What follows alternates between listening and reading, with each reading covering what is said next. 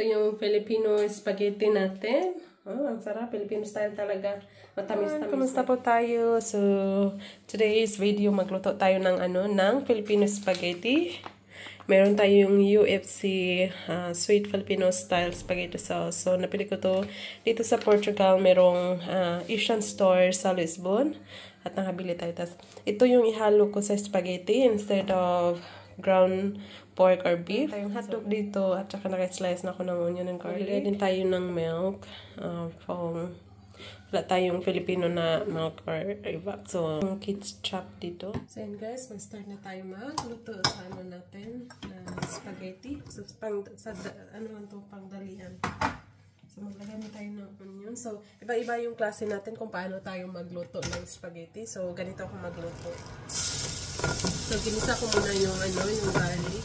So, gusto ko yung medyo nag-brown na garlic.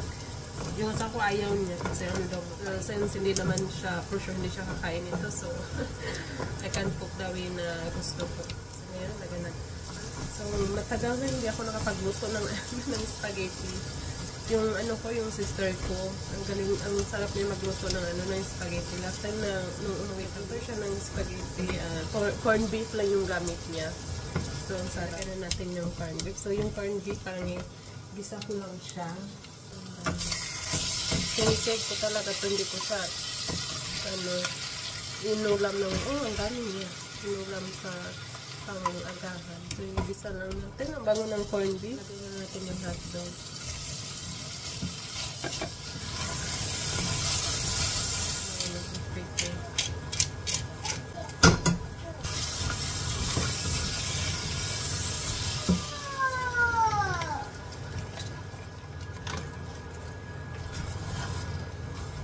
Yan ang milk. Sarap.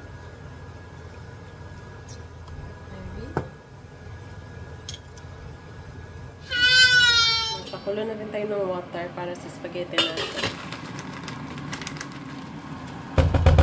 Hindi ko na siya nilagyan ito. Kuha ko na yung gusto kong taste, yung matamis-tamis at parang talaga siya Filipino style yung lasa niya. Kahit hindi kompleto yung ingredients natin, nakuha natin yung lasa na gusto ko. Na yung tubig natin, lagyan natin ng asin at saka oil. Hindi ko siya nalagyan kanina. So, nalagyan. Ayan, so 10 minutes yung luto yung inito nito. So yun guys, okay na yung natin, yung pasta, malambot na siya. So, na natin siya.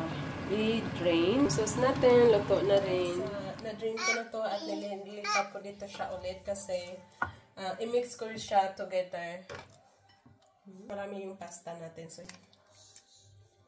parang may celebration. Hi!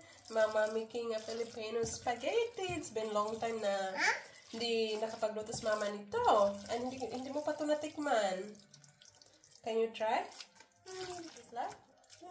Can you try? Ito yung guys. Ito yung Filipino spaghetti natin. Oh, ang sarap. Filipino style talaga. Matamis-tamis na spaghetti. So yun guys, kainan. Thank you for watching. Bye-bye. Thank you for watching.